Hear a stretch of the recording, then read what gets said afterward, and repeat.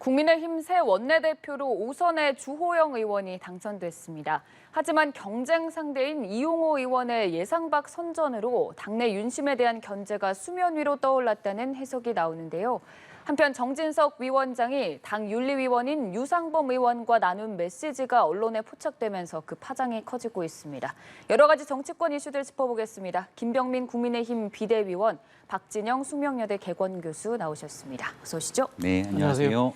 우선 어제 주호영 이제 원내대표가 국민의힘을 이끌 사령탑으로 결정이 됐습니다. 61대 42표, 이 표를 두고도 예상 밖의 선전이다, 예상을 했다 여러 가지 해석이 나오는데 당내 지금 분위기는 어떻습니까? 네, 일단 주호영 신임 원내대표 선출을 통해서 안정적으로 이번 정기국회를 이끌어갈 제대로 된 지도부 선출이 됐기 때문에 다 함께 힘을 모아서 단합해야 된다라고 하는 의견들이 있고요. 네. 이용호 의원의 이제 선전이라고 말씀을 주셨는데요. 재선 의원입니다만은 국민의힘에 들어온 지 이제 시간이 얼마 되지 않았던 인사기도 하고 호남이라고 하는 지역구를 기반으로 두고 있는 인사기도 합니다.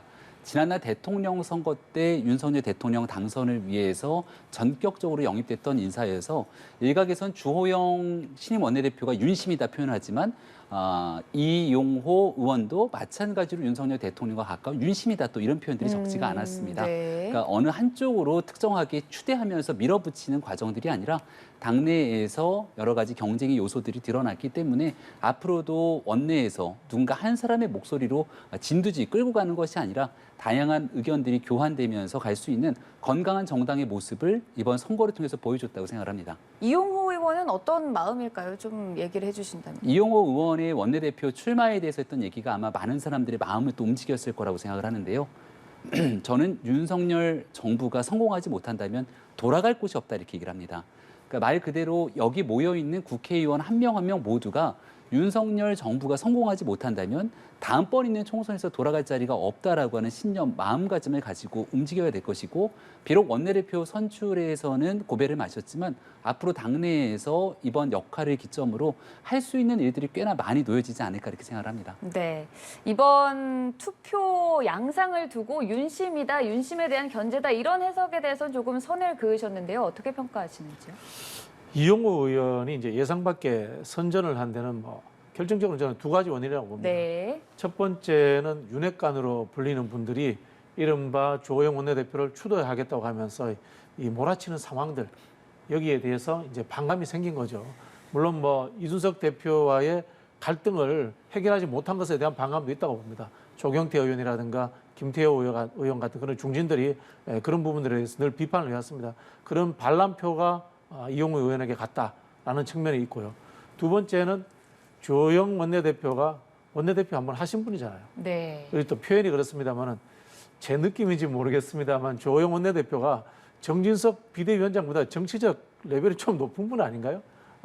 억지로 원내대표를 한 번 더 해야 돼? 아마 이런 것에 대한 중진들의 견제의식도 있을 것 같아요. 중진들은 서로 간에 이런 좀 경쟁 심리가 존재하거든요. 흔히는 우리 이제 원내대표 선거를 반장 선거에 비유합니다. 이제 반장이 될 만한 중진들 입장에서 봤을 때 주호영 의원이 좀 욕심내네 이런 견제 심리도 존재했다고 봅니다. 네. 근데 제가 보기에는 주호영 원내대표가 이후에 공직에 대한 어떤 좀 욕심이 있으신 것 같아요.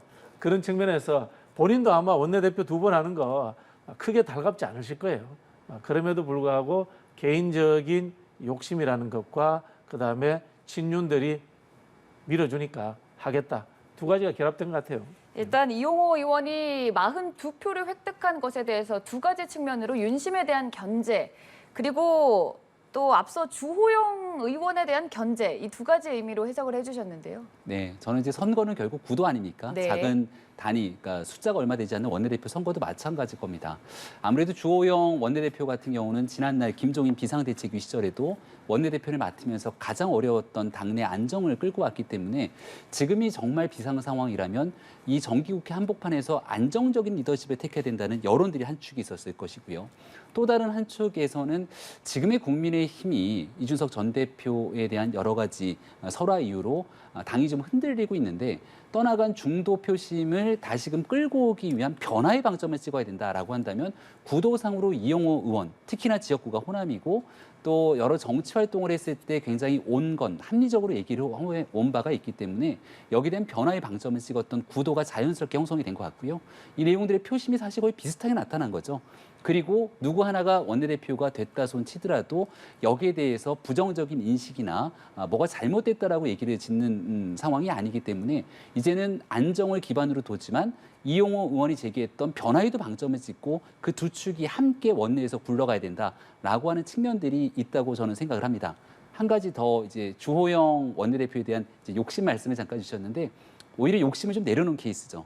왜냐하면 지난날 비상대책위원장을 맡았을 때는 비대위원장을 하게 되면 뭘 못하냐면 차기 당대표 선거 출마가 안 됩니다. 주호영 원내대표는 지난날 이제 당대표 선거에도 한번 나왔다 고배를 마셨지만 여전히 같은 생각들이 있지 않을까 이렇게 전망하는 분들도 많은데요. 당대표에 대한 욕심, 또 이제 정진석 부의장이 부의장직을 내려놓겠다고 했기 때문에 최다선 의원이 주호영 원내대표가 부의장에 대해서도 도전할 수 있거든요. 근데 이런 자리에 대한 욕심들을 일단 내려놓고 본인은 한번 해봤던 일이기 때문에 큰 여기에 대한 나름대로 이득이 없다고 판단되더라도 안정적인 당의 상황을 위해서 본인이 좀 내려놓겠다는 그 인식이 조금 더 강하다고 생각합니다. 네, 선거는 구도라고 말씀을 하셨는데 이번 원내대표 선출 과정에서 다시금 가시화된 것이 국민의힘 내부적으로 윤핵관 필두로 이루어졌던 권력 구도가 좀 변화하는 것이 아니냐. 당내 분위기는 어떻습니까? 최근에는 권성동 원내대표 사의를 표명하고 네. 또 장제원 의원이 이선 후퇴를 선언하고 난 뒤에 윤핵관이라는 표현들은 거의 사라진 게 아닌가 싶습니다. 초창기부터 이준석 전 대표가 만들어낸 특정인을 겨냥한 용어였죠. 이제 문재인 정권에서도 친문이냐 아니냐 이런 표현들은 뭐 자연스러운 일이니까 구태여 따지자면 친윤이냐 뭐 아니냐에 대한 구도로 볼 수 있을 텐데 조금 전 말씀드렸던 것처럼 이용호 의원도 누가 뭐래도 친윤 대통령과 가까운 의원이고 주호영 원내대표도 경선 때부터 선대위원장을 했기 때문에 또 윤 대통령과 가까운 인사라고 할 수 있을 겁니다.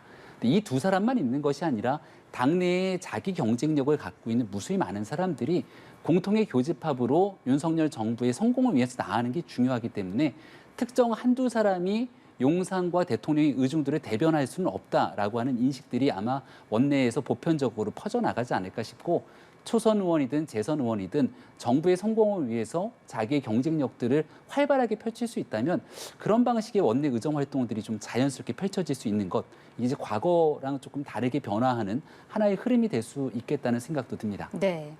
근데 이용호 의원이 선거 직전 정견 발표에서 윤심인지 권심인지 잘 모르겠다 이런 발언을 했거든요. 어떻게 좀 해석을 하셨습니까? 그래서 이제 윤핵관을 이제 비판을 한 거죠. 네. 본인도 친윤이지만 핵관은 아닌 거예요. 핵관은 아닌 건데 이제 우리 김영민 비대위원께서 이제 윤핵관이 없어졌다 이야기하셨는데 윤핵관이 없어지고 나니까 윤석 대표 표현을 하면 윤핵관 호소의 비대위원장이 된 상황입니다. 결국은 존재합니다. 존재하는데 이 핵관이라는 이름으로서 우리가 언론에 오르내리는 것은 부정적 역할이 있기 때문에 그런 이야기를 하는 겁니다. 그리고 공식 라인을 통해서 하지 않았다는 이런 뭐 의미도 존재합니다. 그러고 보면 사실 이제 권성동 원내대표 같은 경우는 좀 억울하죠. 원내대표는 원래 공식적인 자리입니다. 핵관이 되어야 되는 공식적인 자리입니다만은 그렇게 불렸다는 것은 좀 문제가 됩니다만은 장제원 의원처럼 공식 직함을 맡지 않고 있는데 핵관으로 불렸다는 것은 사실은 비선 논란에서 자유로울 수 없다. 뭐 그런 생각이 들고요.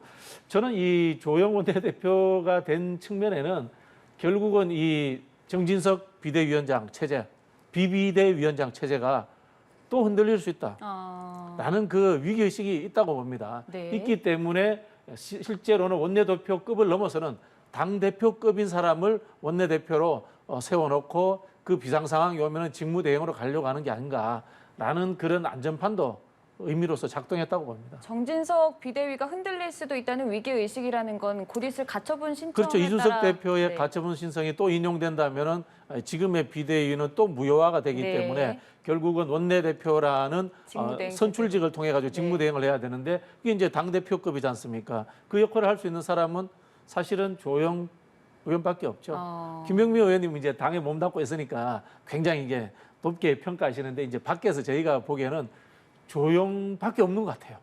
표현이 네. 그렇습니다만은 이 난국을 그나마 이 추스릴 만한 사람이 조영 의원의 역할이 좀 큰 것 같습니다. 네. 그렇다면 교수님께서 말씀하신 가처분 신청이 인용이 되고 결국에는 새로운 비대위도 무산되면서 원내대표가 직무대행 체제로 이끌고 갈 확률에 대해서 내부적으로도 좀 가능성이 높다고 생각하는가요? 법원의 판결을 100% 확신할 수는 없겠죠. 지난날 가처분 인용될 거라고 생각됐던 분도 많지 않았기 때문에. 하지만 늘상 말씀드립니다만 당원 당규를 개정하고 여기에 대해서 비상 상황을 규정할 수 있는 일들을 보다 명확하게 했기 때문에 당 차원에서는 이번 가처분에서는 지난날과 같이 인용될 수 있는 확률이 높진 않을 거다 이렇게 생각을 하고 있고요. 앞서 이제 주호영 원내대표의 선출이 가처분이 인용됐을 경우 정진석 비대위가 해산되기 때문에 여기에 대한 대응 체제로서 또 뽑힌 것이 아니냐라는 말씀을 주셨는데요. 이준석 전 대표 측에서 나오는 기사들을 쭉 보니까 지금 이번에 뽑히게 됐던 주호영 원내대표도 주호영 원내대표를 뽑기 위한 원내대표 선거위원회 구성은 우리 비상대책위원회 의결을 통해서 합니다. 근데 비대위가 가처분을 통해서 효력이 정지되면 비대위에서 선관위를 통해서 뽑았던 지금 주호영 원내대표까지 다 무효가 아니냐 이런 얘기들까지 기사에 나오고 있더라고요. 그러니까 무한 도돌이표 반복 속에서 가정을 바탕으로 얘기를 꺼내다 보면 한없이 흘러갈 수밖에 없기 때문에 이런 가정 때문에 이 사람이 뽑혔을 거야라고 얘기하기에는 충분한 한계가 있다고 말씀을 다시 한번 드리고요. 지금은 정진석 위원장을 중심으로 하는 비대위 내에서 당의 어려운 혼란 상황들을 극복하기 위해 지금이 국민의힘 입장에서는 정말 비상 상황이고요. 이걸 극복하기 위한 여러 노력들을 하고 있다는 말씀을 다시 한번 드립니다. 네. 가처분이 인용될 확률에 대해서 그 이전과 똑같은 결론이 나오지는 않을 것이라고 말씀하셨는데 같은 생각이신지요? 저는 이제 뭐 다시 인용되지 않을까 생각합니다. 아, 네. 그것은 뭐 제가 바라는 게 아닙니다. 바라는 게 아니라는 말씀을 드리고 바라는 게 아니고 그 판결 내린 판사분이 그대로 있으시고요. 판사분이 내린 이 두 가지 이유였습니다. 지난번에 가처분 신청 인용된 게 첫 번째는 당이 비상사태가 아니라고 이야기했습니다. 이거는 사실은 제가 보기에는 좀 판사가 좀 깊이 개입한 측면이 있습니다. 당내 문제인데 그럼에도 불구하고 판사께서 이 당원들이 뽑은 대표가 당의 분란으로 인해서 정치적 상황으로 인해서 이렇게 해촉되는 상황이 적절치 않다고 판단하고 두 번째는 당 이 절차와 형식의 문제입니다. 이게 흔히 하는 이제 당헌 당규의 문제인데 이 두 번째 해당 때는 당헌 당규의 문제는 금방 말씀하신 것처럼 이번에 새롭게 전국위원회랑 이걸 통해 가지고 보수를 했습니다. 절차를 마무리했습니다만은 비상 상황이라고 하는 선출직에 대한 이 대의민주주의의 문제는 그대로 남아 있는 거거든요. 그렇다면은 제가 봤을 때 법원은 기존과 똑같은 첫 번째 근거에 의해 가지고 판단을 해주는 것이 법원의 논리에 맞지 않겠나? 뭐 저는 그런 생각이 듭니다. 네, 참 그 누구도 한치 앞을 알 수 없는 상황인데 이 상황에서 지금 또 다른 문자가 언론에 공개가 됐습니다. 정진석 비대위원장과 당 윤리위원이었던 유상범 의원의 문자가 언론에 포착되면서 파장이 커지고 있는 상황인데 유상범 의원이 정상납 부분 기소가 되면 함께 이준석 전 대표를 올려서 제명을 해야죠. 이 내용을 두고 지금 큰 파장이 일고 있지 않습니까? 어떻게 된 겁니까? 네, 일단 뭐 국회 내에 있는 휴대전화를 쓰시는 분들의 이 보호 필름을 좀 잔뜩 붙여야겠다 이런 여론들이 네. 상당히 나오고 있는 상황인 것 같은데요.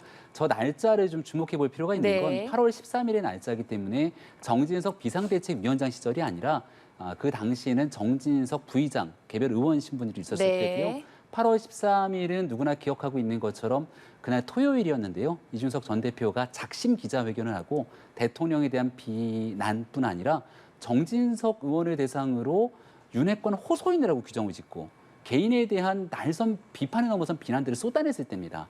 그리고 그 지역 뭐 편안한 지역구를 넘어서 험지 출마해라. 그러니까 근거도 없이 많은 비난들이 쏟아졌는데 그 비난의 핵심 당사자가 된 거죠. 그러니까 지금 6개월 당원권 정지라는 중징계를 받고 있는 상태에서 이렇게 근거도 없이 당과 개인에 대한 모욕이 있으면 되겠냐라고 해서 아마 윤리위에 있는 여기에 대해서 그러지 못하도록 경고를 해줬으면 좋겠다는 문자를 보냈던 것으로 보이고요. 그리고 난 다음 한동안 연락들이 없었던 것들이 보이지 않습니까? 이제 뭐 식사를 하자라고 했던 문자를 보내면서 지난 8월 13일에 있던 문자가 드러나게 된 것이죠.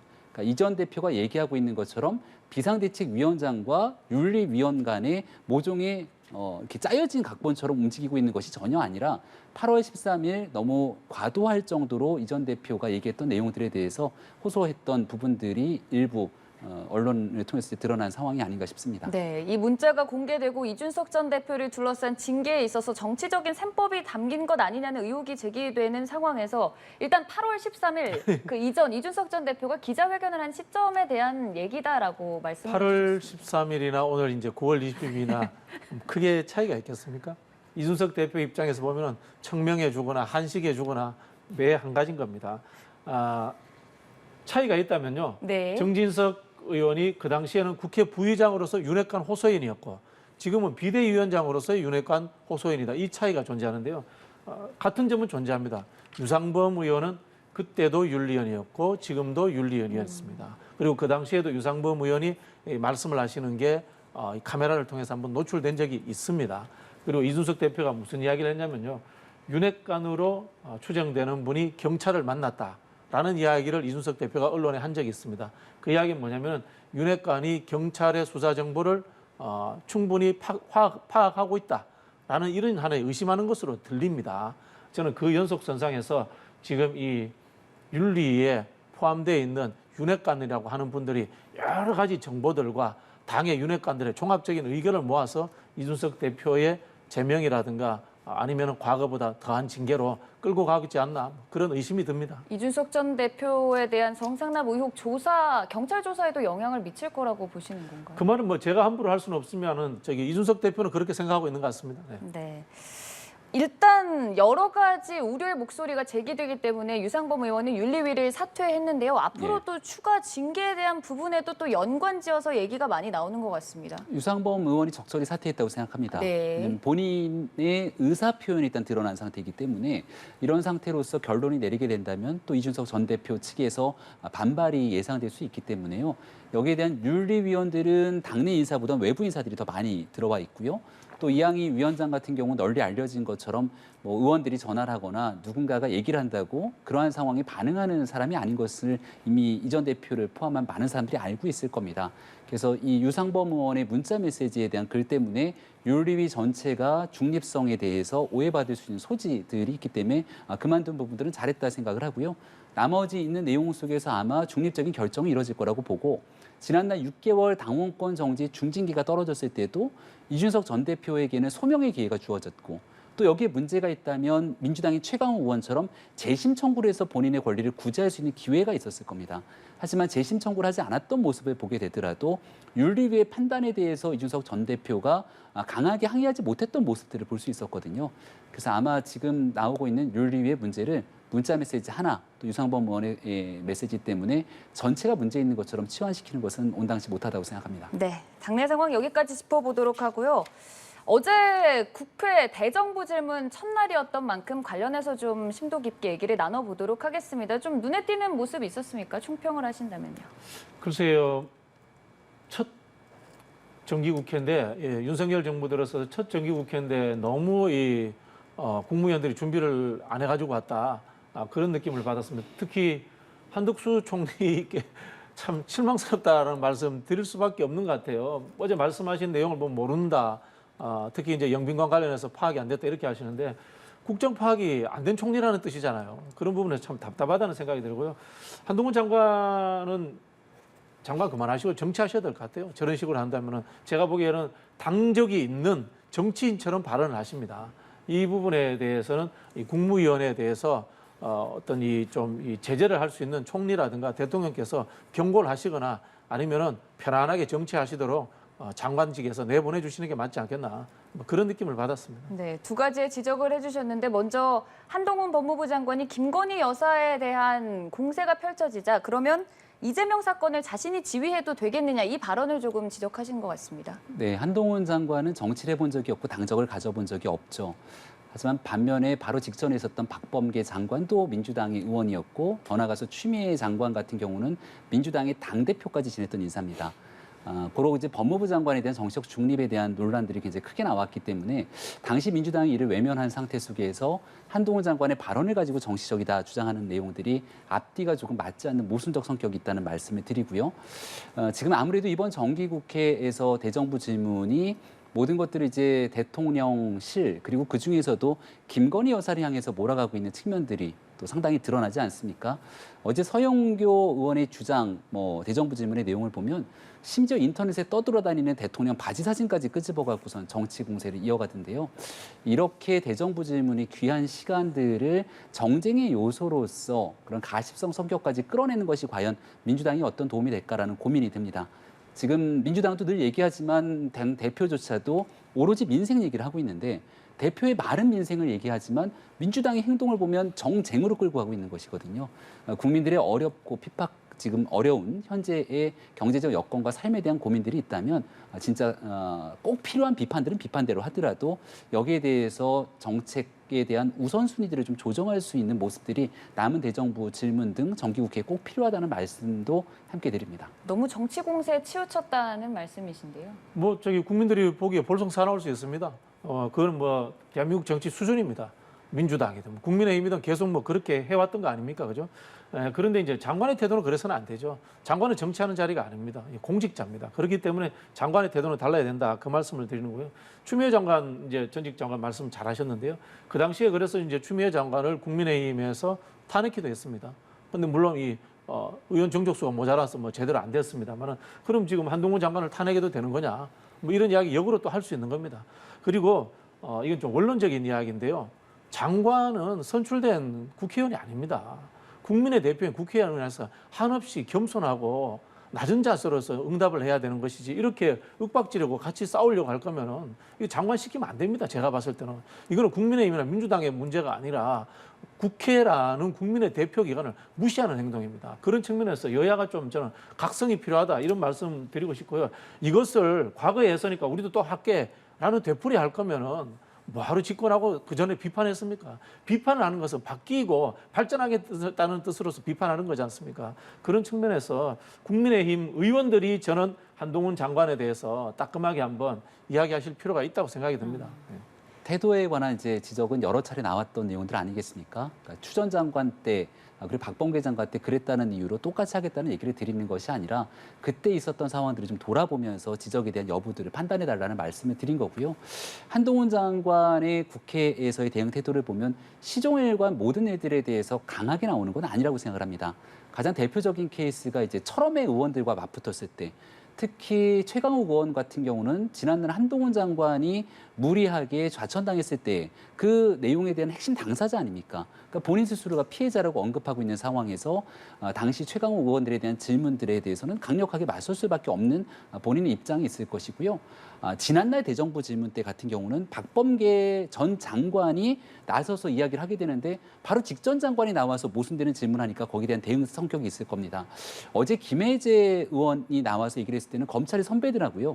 얘기하는 모습들 속에서 무조건적으로 강대강대치 국면들을 또 같다고 보기는 어려운 측면들이 있고 여러 의원들이 얘기하고 있는 과정에 수긍할 수 있는 부분들을 또 수긍해서 가는 측면들이 있습니다. 다만 지금 한동훈 법무부 장관이 현재 수사에 전혀 개입하고 있지 않는 상황임에도 불구하고 프레임을 씌우듯이 기승전 한동훈 장관으로 몰아세우면서 이재명 당대표에게 제기되는 의혹들을 물타기라도 하듯 정치 공세를 이어가게 된다면 거기에 대해서 또 온당한 답변들을 하고 있는 측면들도 있기 때문에 이것을 단순히 한동훈 장관의 전체 태도로 몰아붙이기에는 저는 여전히 문제가 있다고도 생각을 합니다. 네. 지금 우리 비대위원 말씀하신 분들이 대부분 이제 법조인들이에요. 법조인들과 마찰이 있다 이건데 법사위에서 법조인들하고 마찰이 있는 건 당연한 겁니다. 그런 것들에 대해서 참을 준비가 되어 있으면 장관 안 해야죠. 장관 자질이 안 되는 겁니다. 제가 봤을 때는 그런 생각이 들고요. 장관은 행정하는 자리고 국회의원은 정치하는 자리입니다. 정치인은 국민들이 보기에 꼴사납더라도 자기를 뽑아준 사람, 자기가 소속된 정당을 위해 가지고 그런 일들을 하기도 합니다. 근데 정치인들은 어떻게 심판받느냐? 선거로서 심판받는 겁니다. 근데 이 장관은 행정하는 자리입니다. 행정하는 자리라는 것은 굉장히 건조하게 보편타당하게 행동해야 되는 자리인데 지금 봤을 때는 정치적이고 자신의 감정을 드러낸다? 한번 물어보십시오. 대한민국의 고시 출신 공직자들이라든가 자기 감정을 드러내면서 공직생활하는 분들이 있는가. 굉장히 저는 잘못된 다세다. 그런 생각이 듭니다. 네. 네. 그리고 내용적인 측면에서 또 뜨거운 논쟁이 일었던 부분이 영빈관 신축 부분. 그러니까 민주당에서는 계속 누가 이 신축을 주도했느냐, 이 추진 주체에 대해서 의혹을 제기하고 있는데 한덕수 국무총리가 잠깐 교수님께서 말씀해 주셨다시피 이 신축 예산 문제와 관련해서 자신은 몰랐다, 신문을 보고 알았다 이런 입장을 밝혔거든요. 이게 좀 어떻게 된 일일까요? 네, 아마 한덕수 총리 입장에서는 전체에 있는 600조가 넘는 예산안 중에 모든 내용들을 본인이 다 일일이 확인할 수는 없다 이런 표현이 아닐까 생각을 합니다. 하지만 국회 이제 대정부 질문 과정 속에서 본인의 답변이 이제 어떤 방식으로 정치적으로 해석이 되는지 여부, 또 총리의 발언 이후 정치적인 공세의 대상이 될 수도 있다는 점들을 고민했다면 조금 아쉬운 답변이 아닐까 이런 생각이 듭니다. 국무회의의 의결을 거쳐서 이제 최종적으로 예산 편성안이 확정이 되는 것 네. 아니겠습니까? 그 안에 있는 기금안에 대해서 명확치 않는 예산들이 들어가 있다 손 치더라도 이 모든 일들에 대해서는 총리의 책임이다라고 이제 좀 무겁게 받아들이는 점들이 어땠을까라는 생각이 들고요. 일단 예산이라고 하는 부분들은 결국 국회 내에서 거대 의석을 갖고 있는 민주당이 결사 반대한다면 한 푼의 예산도 통과될 수는 없는 상황 아니겠습니까? 영빈관을 둘러싸고 많은 논란들이 있는 거 잘 알고 있습니다. 하지만 지금 현재 기존에 있었던 청와대 영빈관도 여전히 오래되고 낙후된 문제들이 있었고 지금 다 개방이 돼 있는 상태 속에서 여러 주요 행사가 있을 때마다 영빈관을 또 쓰겠다고 하는 것들도 어려움이 있을 겁니다. 그렇다면 용산 내에서 있게 되는 현재 시설들로 여러 이제 외빈이라든지 주요 행사들을 끌고 가기에 어려움이 있기 때문에 윤 대통령뿐 아니라 앞으로에 대한 대한민국 정부 차원에서 이런 예산이 필요하다 판단되는 지적들이 있기 때문에 아마 영빈관 예산을 넣었을 거라 보고요. 그럼에도 소통의 과정 또 지금 현재 경제가 어려운 시기에 수백억 대에 달하는 예산안 처리가 온당한가에 대한 생각들이 들기 때문에 윤석열 대통령이 직접 처리 지시를 내린 것 아닙니까? 그러니까 그 정도 상황 속에서 이 내용들이 더 나아간 무슨 뜬금없이 김건희 여사를 끌어들이는 등 이런 정쟁의 요소로 나아가진 않았으면 좋겠다는 생각입니다. 네, 여러 우려에 대해서 하나하나 짚어주셨는데 민주당이 문제 삼고 있는 부분을 또 말씀을 해주신다면요. 민주당이 뭐 지적하지 않더라도 지난 대선 과정에서 나왔던 이야기이기도 하고 어떤 분이 이렇게 지시했을 것이다. 라고 이제 뭐 대충 짐작을 할 겁니다. 이거 뭐 삼척동자들도 다 짐작하는 겁니다. 뭐 짐작하고 있다 제가 그 말씀을 드리고요. 한덕수 총리의 저 발언은 본인이 바지 총리이거나 아니면 정무적 판단이 떨어지는 실력이 없는 총리다라고 자백하는 겁니다. 몰랐다면 바지 총리 아닙니까? 그죠? 두 번째, 이것에 대해서 정무적 판단을 못했다. 이게 일개 예산이다. 이게 일개 예산입니까? 우리 같은 이 대통령제 국가에서 영빈관을 새로 짓는 문제가 사회적으로 얼마나 논란이 될 건지 그리고 여야의 갈등을 부추길 건지 그것을 판단하지 못했다면 정무적 판단이 떨어지는 겁니다. 총리로서의 자질이 의심되는 그런 수준인 겁니다. 이런 예산이 편성되려면요. 일단 대통령실에서 수석보좌관 회의를 해야 됩니다. 안건으로 올라가야 됩니다. 그런데 일부 수석들도 몰랐다라고 지금 언론에 나오고 있는 거 아닙니까? 그러면 뭡니까? 대통령실이 운영되는 절차와 형식이 파괴됐다는 뜻입니다. 국민과의 소통 문제는 나중의 문제입니다. 흔히 하는 말로 우리가 보고서 쓰고 보고하고 회의하고 하는 기본적 절차가 갖춰지지 않았다는 뜻입니다. 국정이 제대로 돌아가지 않고 있다는 그런 뜻으로 지금 해석이 되는 겁니다. 보통 보시면 이게 이제 총무비서관이 비서실장한테 보고를 하고 비서실장이 기재부에다가 뭐 차관한테 이야기를 한다거나 예산실장한테 이야기를 합니다. 근데 이 정도 사안이 되면은 이거 당연히 당정협의회를 해야 됩니다. 당정대 협의회를 해야 됩니다. 왜냐하면 말씀하신 것처럼 야당이 거대 야당으로서 100% 이거 가지고 트집을 잡을 게 뻔한 거 아니겠습니까? 그렇다면 그 절차를 다 갖춰야 되는데 그런 절차가 없는 겁니다. 이게 국민들이 봤을 때 지금 이 코로나 위기 상황에 그다음에 수혜 상황에 예산도 부족한데 왜 저런 걸 해? 이런 거 소통하는 것이 문제는 그 다음의 문제입니다.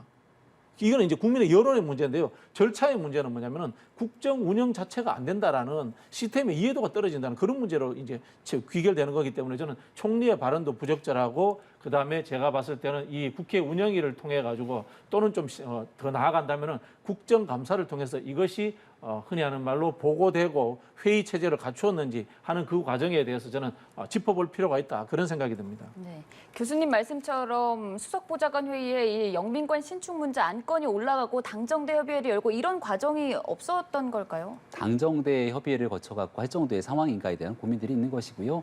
말씀을 드린 것처럼 일부 언론 보도 또 야당의 문제제기 등이 있고 나서 해외 순방 가기 전에 대통령의 직접적인 의사 표현을 통해서 관련된 예산을 편성이 되어 있음에도 불구하고 처리 지시를 한 겁니다.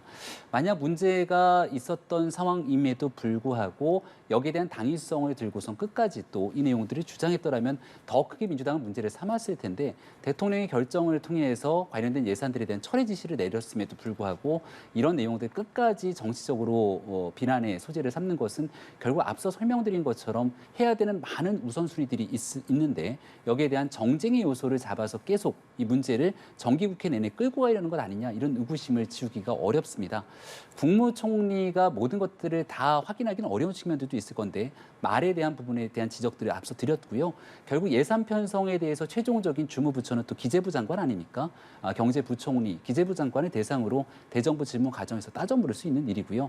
이런 일들 하나하나가 나올 때마다 국정조사, 또 대통령 배우자에 대해서는 특검, 이런 방식의 정치가 대통령 국정이 출범하고 난 지 한 4달 남짓된 상황에서 계속되게 된다면 오히려 거대 의석을 갖고 있는 제2야당이 어떤 국정의 우선순위를 삼고 있는지에 대한 의구심들이 들기 때문에 국민들로부터 높은 평가를 받을 수 있겠는가 한번 이런 내용들 짚어봐야 된다고 생각합니다. 저는 이제 분리를 해야 된다고 생각하는데요. 말씀하신 내용 중에 꼭 영빈관을 이 어려운 시기에 지어야겠어. 라든가 또는 뭐 영빈관의 풍수가 어떻니 뭐 이런 것들 뭐 정쟁이라고 봅니다. 그러나 영빈관을 짓는 문제가 대통령이 한마디로 지어 했다가 대통령이 한마디로 짓지 마라고 결정나는 거. 이것이 과연 민주주의 국가에서 국정을 운영하는 방식, 행정 조직이 제대로 돌아간다고 이야기할 수 있느냐 하는 겁니다. 이건 왕조 시대나 이야기예요. 왕이 지어 하면 짓고 짓지 마 하면 안 짓는 거예요. 지금은 그런 시대가 아니에요. 주무관이 있고요. 담당자가 존재하고 보고서를 만들고요. 회의를 하고요. 결재를 하고 하는 절차가 존재하는 겁니다. 그런 부분들에 대해서 제대로 돌아가는지 저는 확인을 해보자라고 이렇게 분리해서 말씀을 드리는 거예요. 네. 예, 법적 기반 시스템 하에서 움직이고 있는 측면들이 있는 것이고요. 대통령이 지어 하고 짓고 짓지 마 해서 안 짓는 것이 아니라 여러 여론의 과정들을 수렴하면서 당연히 대통령이 의사결정을 위해 보고하는 절차들이 있지 않겠습니까? 현재로서는 영빈관 신축에 대해서 그럼에도 불구하고 져야 된다는 주장들도 상당합니다. 언제까지? 과거에 있었던 문재인 정부 시절도 마찬가지고요. 우리 대한민국 전용기 문제가 나올 때마다도 비슷한 일들이 반복됩니다. 근데 이런 예산들을 실질적으로 놓고 국민들을 설득에 관한 일들이 쉽지가 않기 때문에 신축되는 과정들이 늘 뒤로 물릴 수밖에 없는 것은 역대 어느 정부나 마찬가지겠죠. 하지만 그런 참모들의 의견들을 종합적으로 고려하고 이 일이 대한민국 뉴스를 다 덮어서는 안 된다는 판단이 있기 때문에 일단은 예산에 대해서 처리를 대통령이 또 용기 있게 지시했다고 저는 생각을 합니다. 근데 이런 내용들까지 다 제왕적 대통령제의 모습으로 귀결돼서는 안 된다고 보고요. 정부가 사실 해서는 안 되는 일들의 의사결정을 내리는 것은 탈원전 문제 있을 때처럼 법적으로 문제가 있음에도 불구하고 과거에 있었던 원전의 경제적 평가를 조작까지 가면서 정책을 밀어붙이게 된다면 이런 것들이 문제가 되는 것이겠죠. 여기에 대해서 너무 정쟁의 소재로서 정기국회 이제 막 시작하고 있는데 영빈관 문제 끝까지 좀 가져가지는 않았으면 좋겠습니다. 근데 자꾸 말씀을 돌리시는데요. 제가 말씀드리는 게 이겁니다. 여론을 수렴해서 그만큼 할 수도 있습니다. 이게 다시 뭐 추구하자 이렇게 뭐 정쟁의 도구다 이렇게 이야기할 수 있는데요. 기재부의 예산 보고서에 한 줄이 올라가 있지 않습니까? 그 올라가는 과정이 왜 올라갔냐라는 이야기를 저는 지적을 하는 겁니다. 그 절차는 분명히 행정 절차이기 때문에 행정 절차는 확인해야 된다는 이야기를 하는 겁니다. 네, 참 이 논란이 아직까지도 이어지는 상황인데요. 또 다시 좀 쟁점이 됐던 부분을 짚어보자면 잠깐 문재인 정부 시절을 언급을 해주시기도 했지만 태양광 사업의 비리 부분에 관해서 또 국민의힘이 정조준하고 있지 않습니까? 네, 이것은 얼마 전에 있었던 국무총리실 산하의 국무조정실에서 대한민국의 태양광 관련된 문제들이 제기됐던 건 어제 오늘 일이 아닌데요. 전수조사를 하기는 어려우니까 표본조사를 한 것 같습니다. 근데 표본조사를 통해서 불법 위법 사항들이 확인된 것만 수천억 대에 달한다는 보도들이 있었고 이 내용들을 토대로 현장에 나갔던 언론의 취재 내용들을 보니까 위법한 상황들이 있는 그대로 적나라하게 드러난 모습들이 나타났죠. 국민의 혈세 아니겠습니까? 신재생 에너지의 중요성 뭐 필요합니다. 그런 일들을 통해 국제사회의 규범들을 또 맞춰갈 필요들도 있겠습니다만 이게 이권의 중심으로 연루돼 있는 사람들이 모여서 정부의 보조금을 타내기 위한 불법적인 행태를 벌이거나 환경들을 훼손해가면서 하지도 말아야 될 일들의 국민 열세를 낭비했다면 반드시 바로 잡아야 되는 일이 될 겁니다. 여기에 대한 국무총리실의 이제 추후에 조사 이후 여기에 대한 뭐 수사 의뢰라든지 기타 결정 사항들이 있을 거라 보고요. 국민의힘 차원에서도 어저께 TF를 결성을 했거든요. 네. 태양광 범죄 등에 대해서 분명하게 그 일에 대한 진실을 밝히는 일이 될 건데 이거 뭐 지난날 정부를 겨누는 거다 이렇게 생각할 일이 아니고요. 국민들의 혈세가 어떤 어떤 방식으로 어떤 이권들이 개입돼서 낭비가 됐는지를 분명하게 살펴보면서 바로잡는 일이 선행되는 것, 이번 정기국회에서 꼭 다뤄야 되는 중요한 일정이라고 봅니다. 네. 그리고 여기 이제 질문지도 문재인 정부 시절 국정과제는 아니었습니다. 국정과제는 아니었다라는 말씀을 드리고 싶고요. 이 태양광과 신재생 산업은 이명박 정부에서 본격적으로 시작이 됐고 박근혜 정부 때도 이어졌습니다. 물론 제가 보기에도 문재인 정부 때 태양광이 과하게 설치돼서 문제가 있었던 것은 사실입니다. 그것은 문재인 정부라는 시기적인 문제였다. 라고 이렇게 제가 말씀을 드리고 싶고요. 이런 부분들은 태양광 사업이라든지 신재생 에너지를 정책적으로 결정하더라도 집행되고 비리가 이루어지는 지점은 지자체에서 보조금이 지급되는 지점들, 그다음에 업체가 선정되는 지점들, 요 지점들입니다. 어디냐면 지자체 단위에서 부정 비리가 이루어진다라고 이렇게 제가 정확하게 말씀을 드리겠습니다. 예산이 집행되는 과정에서. 그런데 지금 여당에서 어떻게 하느냐면 꼭 문재인 정부에서 국정과제였던, 문재인 정부에서 시작했던 이런 식으로 이제 꼬리를 붙여서 가는 거죠. 이거야말로 이 전형적인 이제 이 애둘러 사는 이제 정쟁인 겁니다. 이렇게 좀 안 했으면 좋겠다 이런 생각이 들고요. 수사는 제대로 해야죠. 수사는 제대로 하고 사실 해보면은 토착 비리가 많이 나올 겁니다. 그러나 이것을 꼭 문재인 대통령의 이 이름을 넣어가지고 이런 식으로 할 필요가 있겠는가 뭐 그런 생각이 듭니다. 네. 네, 결국 이것마저 정쟁이다라는 지적이신데요. 수사 요청까지 일단 한덕수 국무총리가 하겠다는 계획을 밝힌 네. 상황이지 않습니까? 그러니까 이 태양광 사업에 대한 조사의 필요성에 대해서 이제 인정을 하신 것 아니겠습니까? 여야를 가리지 않고 여기 이제 어떤 용어들이 사용되든지 간에 국민의 엄청난 혈세가 낭비되는 일들에 대해서 발본색원 필요하다 이렇게 생각되시는 분들 많을 겁니다. 심지어 우리 지역에 가보면 멀쩡한 환경을 훼손시켜서 가면서까지 신재생 에너지로 이 환경에 대한 에너지를 만들겠다는 모순적인 측면에 대한 비판들, 이거는 뭐 진보 보수를 가리지 않고 이미 오랫동안 나왔던 얘기이기도 합니다. 하지만 애석하게도 지난 정권에서 이런 일들에 대한 자체적인 정화작용들, 또 문제가 있다면 감사원이 직접 나서서 이런 문제 제기가 있는데 전수조사 등을 확인해보고 하지 못하도록 해야 되는 일이 있어야 되거든요. 실례로 국무총리실에서 이 내용들을 발표하니까 언론이 앞다퉈서 현장을 가지 않습니까? 현장을 가면 이 농촌 지역에서 농지의 태양광 설치가 불법임에도 불구하고 의도적으로 이 상황들을 속여가면서 설치하는 부분들을 그냥 어렵지 않게 발견할 수 있습니다. 그러니까 이런 내용들이 왜 지난 기간 제대로 국민들 앞에 진실이 밝혀지지 않고 정권이 바뀌고 난 다음 지금에서야 조사가 되는지 저희들도 안타까운 마음인데요. 정쟁의 요소가 아니라 두 번 다시 이런 불법 위법이 드러나지 않도록 분명한 진실을 밝히는 일들이 순차적으로 좀 조심스럽게 진행이 됐으면 좋겠습니다. 전 정부에서 많이 이루어졌다라는 비판에 대해서는 저는 수용을 해야 된다고 봅니다. 그러나 이제 전 정부에서 왜 감사가 잘 안 됐느냐? 전 정부의 감사원장이 최재형 의원입니다. 그리고 이걸 수사해야 되는 전 정부의 검찰총장이 지금 윤석열 대통령입니다. 이러면 별로 할 말이 없으실 겁니다. 제가 봤을 때는. 네, 참 이 논쟁이 뜨거운 상황인데 첫날을 둘러싸고도 이렇게 얘기할 거리가 많습니다. 이제 오늘 또 외교, 통일, 안보 분야에 대해서 대정부 질문이 진행되는데 아무래도 탈북어민 북송 사건이나 관련한 대북 질문들이 많이 이루어질 것으로 보입니다. 그중 또 뜨거운 문제가 증인 채택 부문. 이게 지금 적절하다고 생각하시는지요? 뭐 적절치 않죠. 적절치 않죠. 정권이 바뀐 지 얼마 됐다고 이제 전직 대통령을 사실 안 된다는 걸 알면서 이렇게 하는 겁니다. 그게 왜 그러냐면요. 윤석열 정부가 등장한 게 문재인 정부에 대한 비판 심리가 작동했지 않습니까? 그러다 보니까 지지율이 떨어지니까 문재인 대통령 끄집어내면은 보수 지지층이 결집할 거다라는 이제는 전략적 판단이다. 이런 생각이 드는데요. 정부는 진보 보수를 떠나서 영속성이 있는 겁니다. 그런 측면에서 전 정부가 했던 것들에 대해서 존중하고 이어가야 됩니다. 9.19 합의 정신 분명히 존중돼야 됩니다. 문재인 대통령은 이승만 정권 시절에 있었던 4.3 사건에 대해서 사과까지 했습니다. 그것은 흔히 하는 공적으로서의 국가기관이라는 것에 정체성이 존재하기 때문에 그런 겁니다.